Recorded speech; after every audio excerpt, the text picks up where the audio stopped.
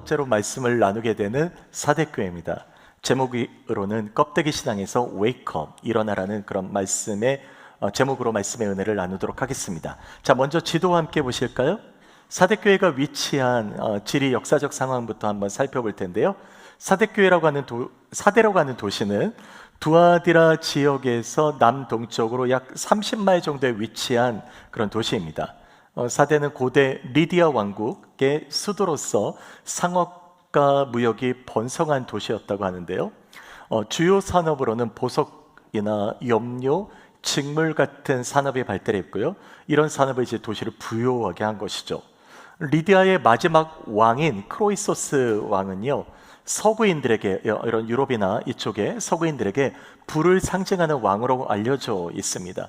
그는 최초로 은하, 금화 같은 것을 화폐를 이제 통용시켰던 왕으로 알려져 있죠. 그래서 그는 부한 왕의 어떤 표상이 되고 있는 그런 리디아 왕국의 수도였던 사대.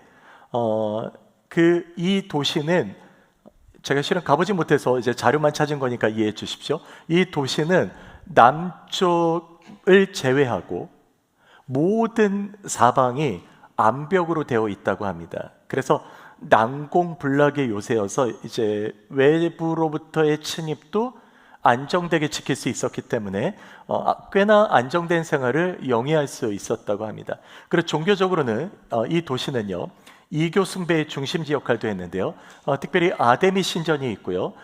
그 아데미 신전으로 인해서 부도덕의 제사들이 드려지는, 다산과 풍요의 여신이지만 또 거기서 음란한 행위들이 이루어지는 그런 어떤 제단도 있었던 도시입니다. 바로 이런 지역에 위치했던 교회, 사대교회입니다.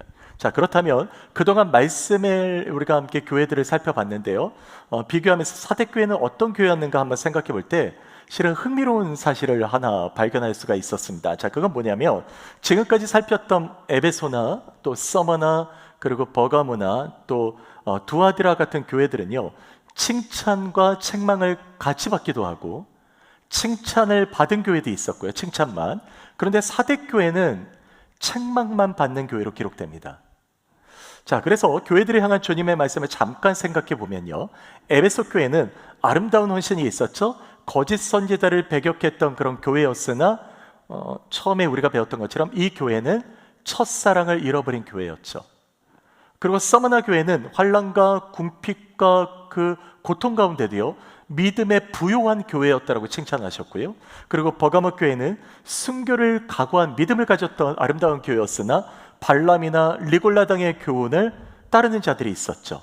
그리고 두아디라 교회는요, 사랑과 믿음과 섬김과 인내가 있는 교회였으나 그래서 나중 행위가 더 훌륭했다 그랬죠. 그 되게 아름다운 교회 아닙니까? 나중 행위가 더 훌륭했으나 이세벨의 교훈을 따라서 그 교회는 행음과 우상에 빠졌던 교회였다고 말씀드렸습니다. 그런데 오늘 사대교회를 향한 주님의 말씀은 1절 후반부를 보십시오.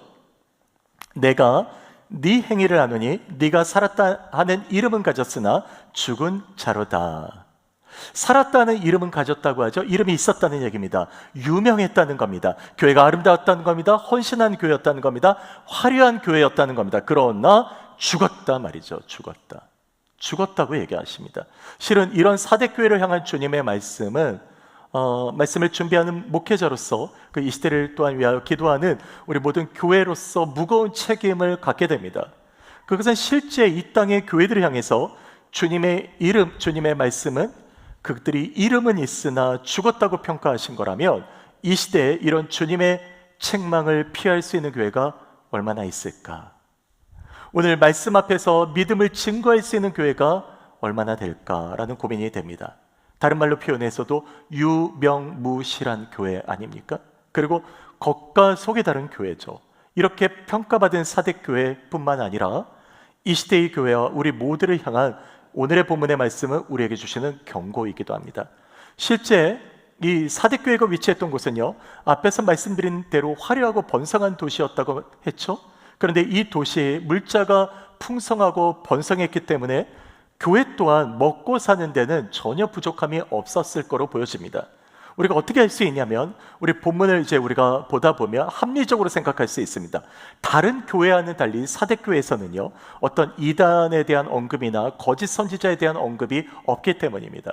사대교회가 이세벨의 교훈이나 또한 다른 어떤 사단의 어떤 깊은 것을 알았다라고 평가하는 것도 없죠. 그렇기 때문에 어떤 목회자는 이 사대교회에 대해서 이런 평가를 내리기도 합니다. 제가 읽어드리겠습니다. 사대교회는 이단에 빠질 만큼의 기독교적 열심도 없었고 이단이나 거짓 가르침에 유혹을 받을 만한 가르침도 없었다. 이분의 말에 제가 지금 동의하기도 합니다. 어떤 가르침, 이단의 어떤 그런 유혹 이런 것들도 없었던 교회로서의 모습, 이것을 우리가 한국의 옛 속담으로 비유한다면 술에 물 탄 것 같다라는 말이 있는데요, 술에 물을 타서 술도 아니고 물맛도 아닌 그런 어떤 희석화되어 있는 그런 교회의 모습, 바로 그것이 바로 사대교회의 모습이라는 것이죠. 그래서 사단은요, 이와 같은 교회를 향해서 그들의 믿음을 더욱 흔들기 위해서 이렇게 말할 수 있을 겁니다. 너희들이 누리는 것을 마음껏 누려도 돼. 이젠 생활이 제법 안정됐잖아. 야, 그만큼 고생했으면 이제 누릴 만도 해. 괜찮아. 교회도 크지? 교회도 그만하면 됐어? 그러니 이젠 쉬고 마음껏 누려. 여러분 무슨 말인가요?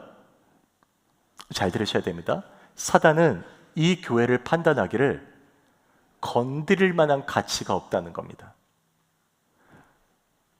어떤 믿음의 도전이나 어떤 믿음의 열정이나 이런 것들이 없었던 거예요. 건드릴 만한 가치가 없다는 거예요. 만일 사대교회가 진실로 살아있는 교회였다면 성경은요, 그들이 어떻게 싸웠다든가 어떻게 견뎠다든가 이런 얘기를 했겠죠. 근데 없어요. 이런 싸움에도 견뎌낸 믿음의 증거들이 있어야 됩니다. 없습니다. 그리고 교회는 겉으로는 어려움이 없고요, 모든 것이 잘 되고 형통하고 또한 아름다웠겠죠. 그러나 점점 모든 것에 익숙해져 가고 타협하고 그리고 변질되어져 간 겁니다. 이게 사단의 전략이죠. 아마도 이런 상태를 냄비에 담겨있는 개구리에 비유할 수 있지 않을까 싶습니다. 여러분 이런 실험들을 가끔 들어보신 적 있죠?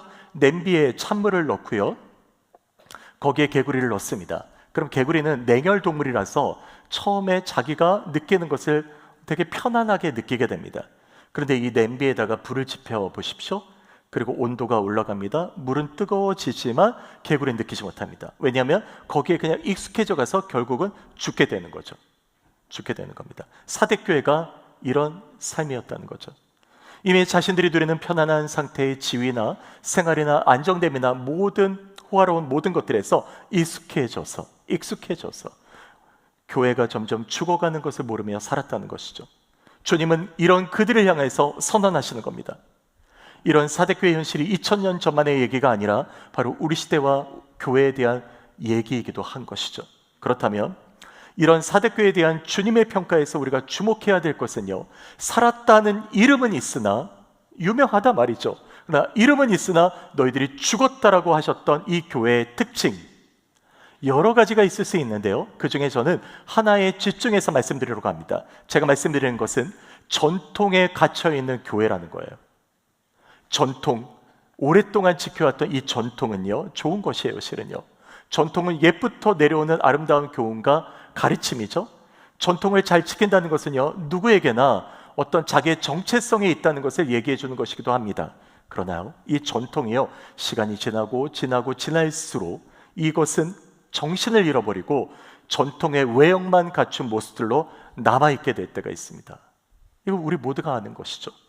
예수님 당시에요, 이 바리새인과 서기관들이요, 예수님의 제자들이 손을 씻지 않고 음식을 먹었습니다. 그러면서 얘기하죠. 왜 당신의 제자들은 장로의 전통을 지키지 않고, 여기서 장로의 전통에 포함되는 게 손을 씻고 음식을 먹으라는 건데요, 장로의 전통을 지키지 않고 손을 씻지 않습니까? 주님은 이런 그들에게 이렇게 얘기하셨습니다. 너희는 어찌해 너희의 전통으로 하나님의 계명을 어기느냐. 하나님의 전통은 아름다운 것인데 그걸 갖고 하나님의 계명을 어겼다는 것이에요.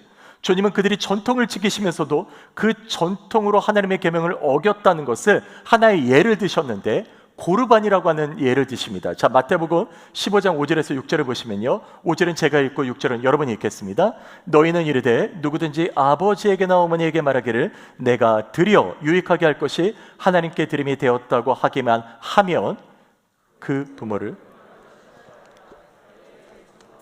하나님의 말씀을 배웠는도다. 여기 잘 보셔요. 5절에 하나님께 드림이 되었다라고 하는 것은요, 하나님께 바쳐진 제물, 헌신을 얘기합니다. 이게 바로 고르반이라고 불렸던 제도예요. 고르반.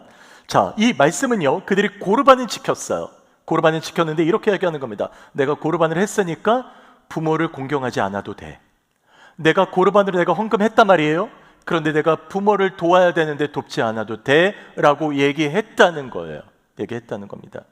하나님의 말씀을 그들이 순종하는 것 같으나 하나님의 말씀이 아니죠. 장로의 전통, 그들이 세워둔 그런 어떤 제도, 거기에 그들이 빠져 있다라고 얘기하시는 겁니다.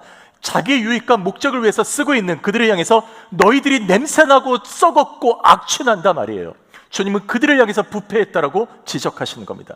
그래서 예수님은 이사야의 말씀을 통해서 그들을 강하게 이렇게 질책하셨습니다. 마태복음 15장 8절과 9절입니다. 같이 읽겠습니다. 이 백성이 입술로는 나를 존경하되 마음은 내게서 멀도다. 사람의 계명으로 교훈을 삼아 가르치니 나를 헛되이 경배하는도다. 입술로는 마음을 존경한다고, 입술로는 존경한다고 얘기했는데 마음은 멀어져 있는 사람들에 대한 얘기죠. 여기서 사람의 계명이 장로의 전통입니다. 사람의 계명이 원래 장로의 전통은요, 믿음을 굳게 지키려 했던 아름다운 것이었습니다. 바벨론 포로의 유대인들은요, 하나님을 배반하지 않고 온전한 헌신을 하겠다 다짐했고요, 율법 외에도 지켜야 될 규정으로 만든 것이 장로의 전통입니다. 이런 좋은 뜻의 전통이 시간이 지나면서 그 정신이 사라져 버린 거죠. 빈 껍데기가 된 겁니다. 악취가 난 겁니다. 여러분, 교회마다 좋은 전통들이 있습니다. 실은 새벽 기도를 열심히 하는 교회가 있습니다. 찬양이 뜨거운 교회가 있어요. 그리고 어떤 교회는요, 재정의 50% 이상을 선교에 헌신하는 교회도 있습니다. 제가 아는 어떤 교회는 그 재정의 90%를 선교를 합니다. 놀라운 교회예요. 전주 안디옥교뿐만 아니라 광명에도 그런 교회가 있습니다. 그런 교회들끼리 모인 연합체도 있어요. 제가 이번에 그런 부분에 굉장히 놀라기도 했는데, 이렇게 보면 교회마다 찬양이 있고 선교가 있고 제자 훈련이 있고 양육이 있고 모든 것들이 갖추고 있는 강점이 있고 좋은 전통이 있습니다. 그런데요, 아이러니한 것이 있어요. 뭐냐면 이렇게 좋은 전통을 갖고 있음에도 불구하고 여전히 세상은 불안하고 두렵고 그리고 변화되지 않기 때문입니다. 세상은 교인들을 향해서, 교회를 향해서 바뀌어야 된다고 얘기하죠. 여전히 우리를 향해서 정죄의 돌을 던지고 있습니다. 실은 말씀을 전하는 목사로서 교회를 생각하면 굉장히 마음이 무겁기도 합니다. 그래서 오늘 본문인 이 사대교회를 묵상하면서요, 주님께서 너희는 살아있다 그러나 죽었다라고 하셨던 이 말씀을 주님이 진단하셨다면 어떻게 진단하셨을까 한번 생각해 봤습니다.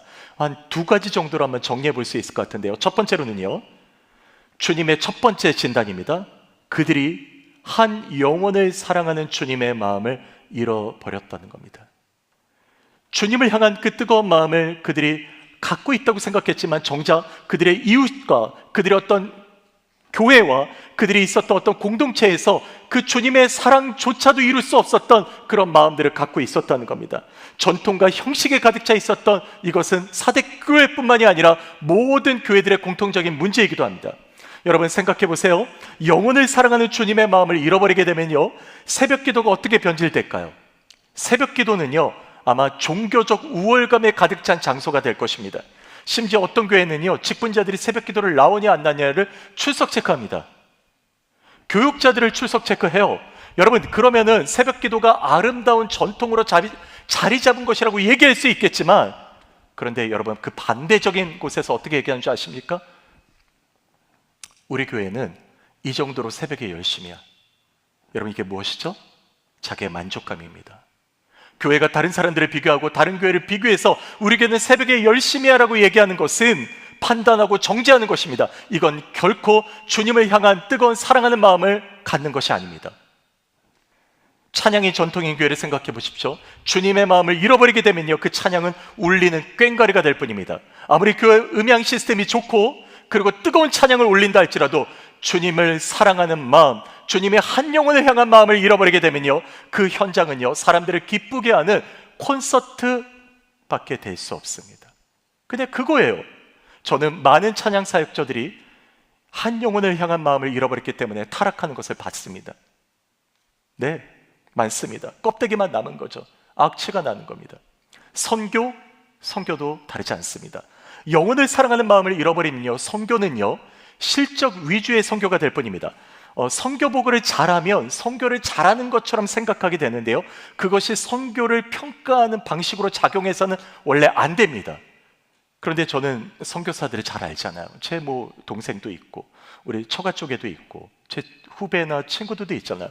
선교사들이요, 아픈 얘기지만 열심히 선교하느라고 선교 보고 못해요.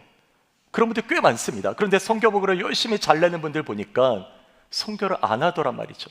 그들은 선교비를 많이 받습니다. 그리고 그걸 가지고 자기를 삶을 살아가는데 그냥 쓸 뿐입니다. 선교도요, 껍데기로 전락하게 됩니다. 그렇다고 선교에 대한 마음이나 선교 헌금을 안 하시면 안 됩니다. 이거 아주 중요한 겁니다. 선교도요. 이것은 교회만의 문제가 아니에요. 오늘 우리들의 모습이기도 하죠. 내가 갖고 있는 전통과 신앙의 색깔이요, 내가 한 영혼을 사랑하는 마음보다 앞서고 있다면 그건 껍데기 신앙이 될 수밖에 없습니다. 돌아봐야 됩니다. 오래전인데요, 제가 한국에서 다녔던 교회가 있습니다. 어느 날 교회 파킹랏에 노란 머리를 하고, 벌써 한 수십 년 전이니까 그 당시만 해도 파격적이었죠. 노란 머리를 하고 귀걸이를 한 형제가 교회를 방문했습니다. 그런데 이제 교회 관리 집사님이 이 청년을 보고 쫓아낸 거예요. 그래서 청년은요, 그 다음에 교회를 들어갈 수 없었습니다. 그 청년의 마음이 어떤지는 알 수 없었지만 아마 깊은 상처가 있지 않았을까. 실은 지난주에 교회를 열심히 섬겼다가 지금 목회를 안 하는 목사님과 대화를 할 기회가 있었습니다. 열심히 교회를 섬기고 헌신했던 그분. 그런데 그 교회를 떠나서 지금은 가정에서 예배를 드리고 있습니다. 이 목사님과 대화를 하면서 이런 고백을 하시더라고요. 목사님, 제가 목회자를 떠날 때 너무 힘들었고 그리고 많이 좌절하고 실망했습니다. 그런데 어느 날 한 청년이 제게 와서 성경 공부하자고. 실은 목사님, 제가 그 청년 때문에 지금 한 영혼을 향한 마음이 무엇인지를 배우고 있습니다. 너무 감사합니다. 너무 감사합니다. 저는 이분과 대화를 나누면서 한 영혼을 향한 마음을 잃어버리지 않기로 결정했던 목회 초기, 그리고 지금, 그리고 또한 앞으로의 삶에서 내가 그렇게 하고 있는가 돌아보게 됐습니다. 한 영혼을 향한 마음이요. 여러분, 영혼을 사랑하는 마음을 잃어버리면요, 베델 믿음 교회나 우리 중 누구라도 껍데기 신앙으로 전락해버리는 겁니다. 나는 교회 열심히 봉사해요. 나는 직분을 갖고 있어요. 나는 열심히 섬기고 있어요. 그게 뭐요? 그게 뭐 대단한 겁니까?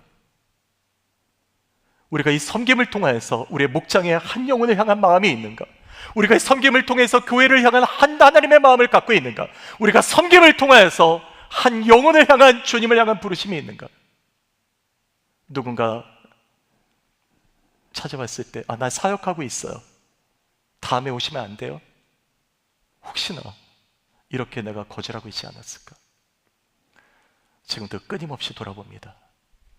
초창기 때 밤 12시 넘어서 전화 온 분도 계셨어요. 병원에 있어요. 방문하고 찾아가고 또 그렇게 살아왔는데 지금 나는 어떤 모습일까? 실은 이 말씀은, 주님의 진단은 제게도 하시는 말씀이기도 합니다. 그 한 영혼을 잃어버리면 여러분, 아무것도 아닙니다. 사역 필요 없어요. 한 영혼을 향한 마음을 갖지 않으면 여러분, 그건 아무런 의미가 없습니다. 여러분, 껍데기만 남은 악취나는 신앙이 아니라 한 영혼을 향한 마음을 갖고 주님 앞에 나아가는 우리 모두가 되시길 주님의 이름으로 부탁을 드립니다. 두 번째로요, 주님의 진단을 이렇게 하세요. 그들이 거룩함과 속됨을 구분했다는 거, 분리했다는 거예요. 분리했다는 겁니다. 이 말은 무엇이냐면, 세상에서는 세상의 방식대로 살고 교회는 거룩해야 한다라고는 이중적인 생활을 했다는 겁니다. 실제 거룩함과 세상은 분리되지 않습니다. 사람들이 생각할 때 교회는 거룩하고 세상은 세상의 방식대로 살아가는 거라면, 이는 거룩을요, 교회 안에서만 추구하려는 잘못된 관념적 신앙이 될 뿐입니다. 여러분, 장소가 거룩함을 보장하지 않습니다. 어떤 아름답고 화려한 장소, 아마 사대교회가 그랬을 거예요. 너무나도 아름다웠을 거예요. 들어가는 입구부터 뭐 대리석으로 깔려 있고, 정말 어떤 교회는, LA 어떤 교회는 뭐 제 이름은 까먹었습니다. 그 직접 그 현장에 있었던 분이 얘기해 주신 거니까, 그 교회 건물을요 바깥에 이스라엘에서 대리석으로 갖고 왔어요. 너무나도 많은 비용을 들어서 건축을 했는데 그 교회가 어떻게 된 줄 아십니까? 다 무너져 버렸습니다. 그게 무슨 소용이 있습니까? 장소는 거룩한 것이 아닙니다. 거룩은요, 거룩함을 살아가는 성도의 삶에 있는 겁니다. 거룩하신 주님을 붙들고 거룩한 삶의 현장으로 나아가는 것이 바로 거룩입니다. 바로 여러분이 가는 그곳이 거룩의 장소입니다. 초기 수도 운동은요 4세기부터 시작됐는데요, 그때가 이제 로마 황제 컨스탄티누스가 로마를 국교화해서 기독교가 수면 밑에 있다가 뭐 카타콤의 지하 무덤에서 예배 드리고 신앙생활 했죠. 그리고 이런 분들이 이제 올라오기 시작한 겁니다. 이제 교회가 이제 한 제도권 안으로 들어오기 시작했습니다. 그때부터 교회는 급격히 타락하기 시작합니다. 그래서 수도원 운동은 어떻게 생겼냐면, 이런 어떤 예식과 형식적인 종교 생활의 반작용으로 수도사들이 이제 거룩한 영성을 지켜야 되니까 광야나 또 산으로 이렇게 흩어지게 됐습니다. 물론 그들 중에는요 경건과 거룩함을 위해서 싸웠던 분들도 계십니다. 그들은 그러나 세상이 너무 악하다고 판단했고 마주하기 싫었기 때문에요, 나중에는요 수도사가 부패하기 시작합니다. 여러분, 그거는 순식간에 일어난 일들이에요. 여러분, 아무리 거룩한 운동이라고 해도요 세상과 우리가 분리되어 있으면 그 거룩의 영향력은 소멸되게 됩니다. 우리 또한 살아가는 세상에 있습니다. 직장이 있고요, 학교가 있고요, 그리고 여러분의 가정이 있고요, 여러분의 어떤 관계들이 있습니다. 바로 거기도 마찬가지입니다. 거기서 우리가 하나님의 백성으로서 거룩한 삶을 살지 않으면 바로 그곳은 세상과 다를 바가 없는 거예요. 그곳이 있더라도 그 땅에 발을 딛고 살아가는 우리가 그곳에서 하나님 나라의 백성으로서 하나님의 그 거룩한 성도로서의 그 삶을 살아가야 합니다. 그럴 때만이 거룩의 열매들이 맺혀져 가는 거죠. 만약 이 능력을 잃어버리면 우리는 사대교회처럼 썩은 냄새를 풍기는 인생으로 전락해 버리게 되는 겁니다. 그렇다면 여러분의 거룩은 어디에 있습니까?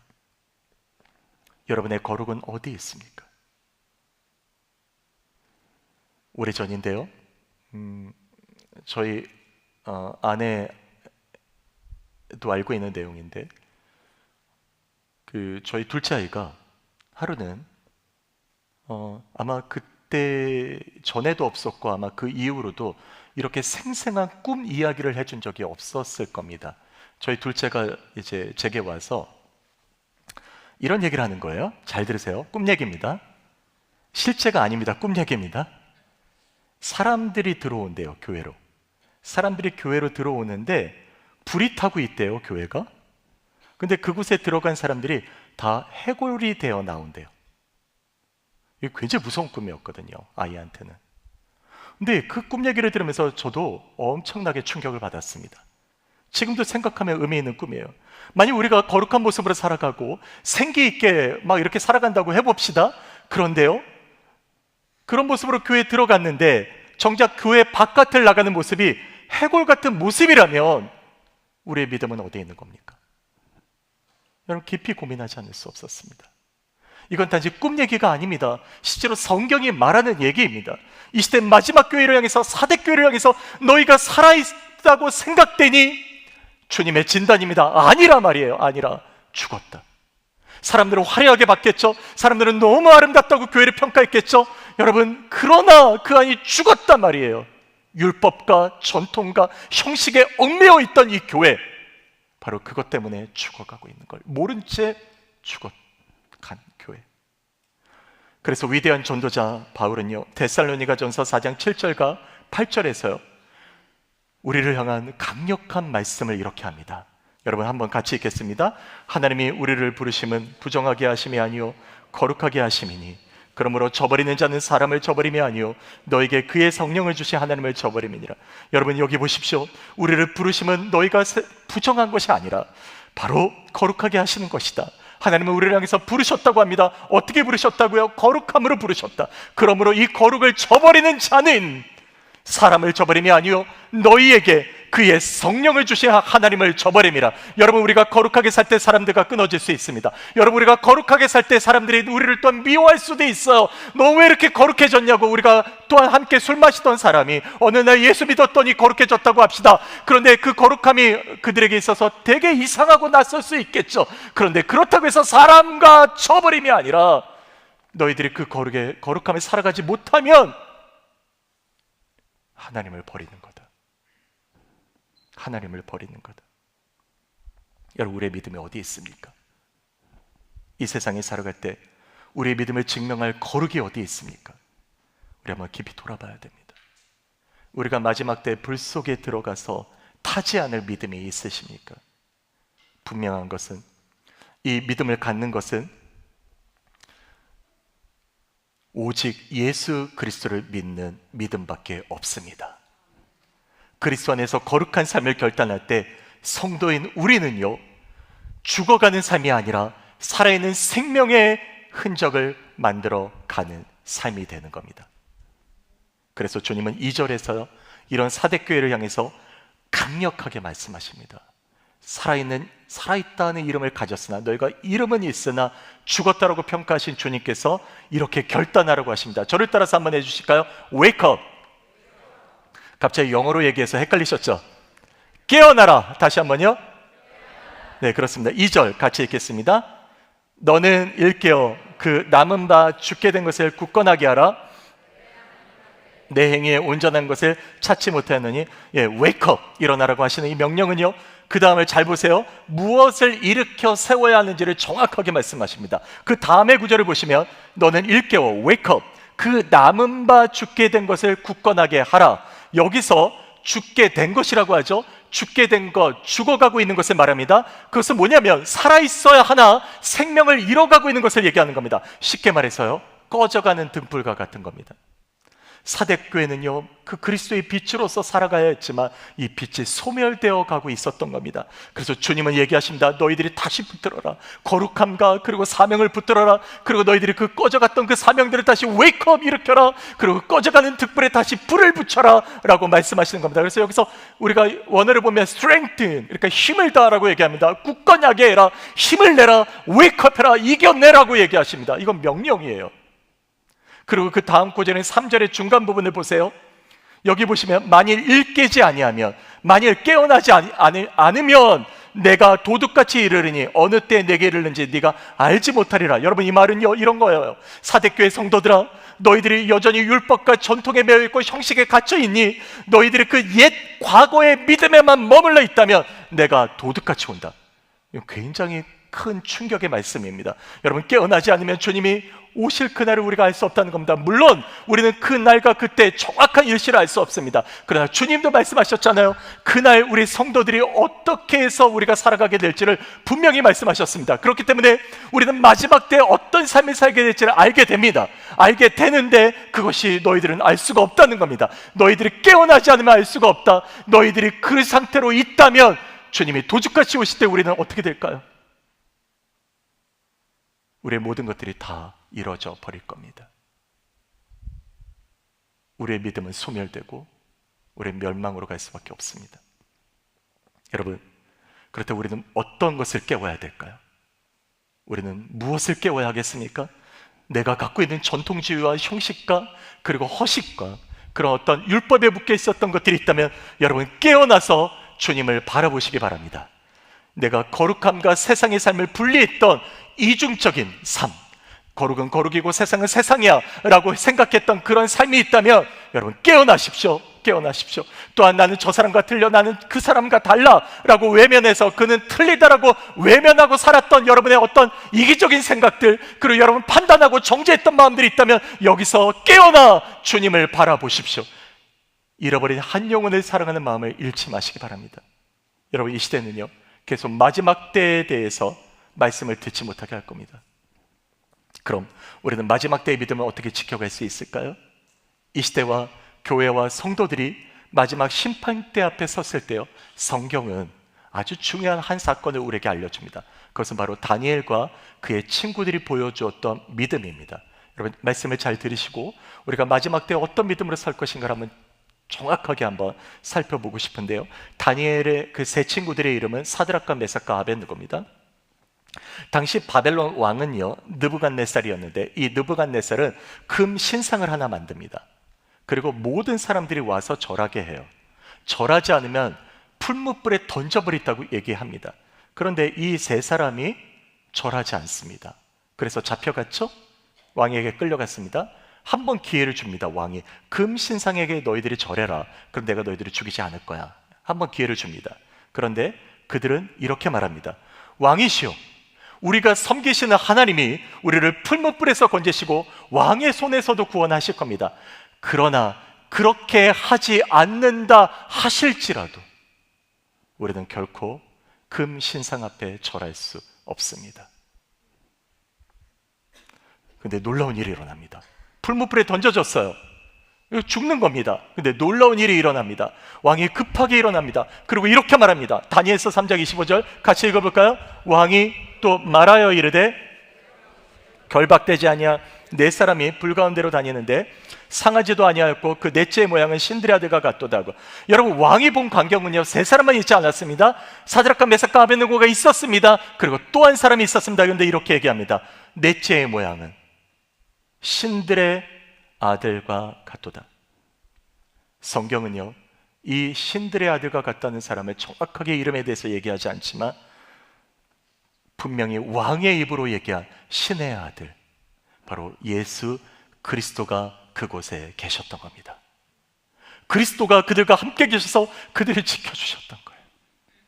이 사건은요 마지막 때에 이렇게 불과 같은 시험을 우리가 만나게 된다면 사대교회에 향하여 깨어 일어나라, 일어나라, 회개하고 주님께 향한 믿음으로 결단할 때 주님이 그곳에 우리와 함께 하시겠다라고 하시는 약속의 말씀임을 믿습니다. 이 말은요 주님은 우리가 겪는 고난의 현장에도요 믿음을 지켜갈 때 겪어야 될 외로움과 불편한 현실에서도 바로 그 삶의 현장에 주님이 같이 계시겠다는 말씀입니다. 그래서 오늘 본문의 4절은요 너무나 놀라운 위로의 말씀입니다. 여러분 보십시오. 같이 읽겠습니다. 그러나 그 옷을 더럽히지 아니한 자 몇 명이 내게 있어 그들은 합당한 자이는구나. 보세요, 믿음을 더럽히지 않는 자들, 옷을 더럽히지 않는 자들입니다. 옷을 더럽히지 않는 자들은 사대교회에 남아있는 자들이라고 얘기하는데 몇 명이라고 그러죠? 작은 사람들입니다. 소수의 사람들입니다. 근데 그들은요 사대교회가 점점 그 세상의 화려함을 쫓아가고 세상의 많은 것들에 둘러싸여 있었기 때문에 그럼에도 불구하고 그들은 그곳에서 거룩을 지켰고 믿음을 다했던 그 사람들입니다. 바로 그 믿음의 사람들, 그 사람들을 향해서 뭐라 그러십니까? 내게 있어 흰 옷을 입고 나와 함께 다니리라. 주님께서 그들과 함께 한다고 약속하셨습니다. 두려워하지 말아라. 내가 너와 함께함이니라. 놀라지 말라. 나는 너의 하나님이니라. 내가 너를 굳세게 하리라. 내가 너를 도와주리라. 나의 의로운 오른손으로 너를 붙들리라. 내가 너희가 어느 곳에 가든지, 너희가 불 속에 간다 할지라도, 너희가 곤란한 가운데 있다 할지라도, 너희가 세상과 싸워 너희가 어렵고 공고함을 겪고 아파한다 할지라도 내가 너와 함께 하리라. 주님이 우리와 함께 한다고 약속하십니다. 주님이 그 불 가운데라도 지키신다고 사드락과 메삭과 아벳느고가 있었던 그 현장에 계셨던 주님께서 우리가 불 가운데를 던져져 살아간다 할지라도 그곳에서 우리와 함께 하신다라고 약속하십니다. 이게 오늘 주님이 주시는 위로예요. 너무나도 큰 위로입니다. 우리가 혼자 살아가는 것이 아니라는 것. 그러므로 여러분, 웨이크업, 일어나십시오. 깨어 일어나십시오. 하나님이 여러분에게 주신 거룩의 사명을 붙들고 웨이크업, 일어나십시오. 세상이 다 화려함과 형식과 그리고 자기의 욕망을 따라 살아갈 때 여러분 일어나십시오. 웨이크업, 일어나십시오.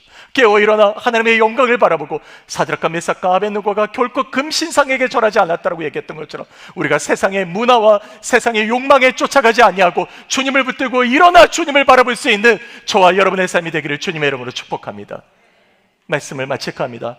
우리 마지막 때요 다 불 앞에, 불의 심판 앞에 서게 될 겁니다. 아무도 예외가 없습니다. 아무도 예외가 없어요. 그때 불 속에 들어가도 타지 않을 믿음은요 영혼을 향한 주님의 사랑을 잃어버리지 않는 것 기억하십시오. 한 영혼을 향한 주님의 사랑을 잃어버리지 않는 것. 저도 다 자신 있다고 말할 수 없습니다. 그러나 내 형제를, 내 이웃을, 내 자매를, 여러분 그들을 잃어버리지 않는 그들이 아파하고 힘들 때 같이 위로해주고 같이 기도해주고 함께 격려할 수 있는 영혼을 향한 마음을 잃어버리지 않는, 그렇게 될 때 우리는 이 믿음을 갖고 이겨낼 수 있습니다. 그리고 세상과 구별하지 마시고요, 여러분이 가는 곳이 거룩한 현장이 되도록 여러분 거룩의 삶을 결단하고 오직 주 예수만을 붙드는 믿음 되시기를 소망합니다. 그리고 이 믿음으로 살아가는 저와 여러분 다 되시기를 주님의 이름으로 축복합니다. 아멘.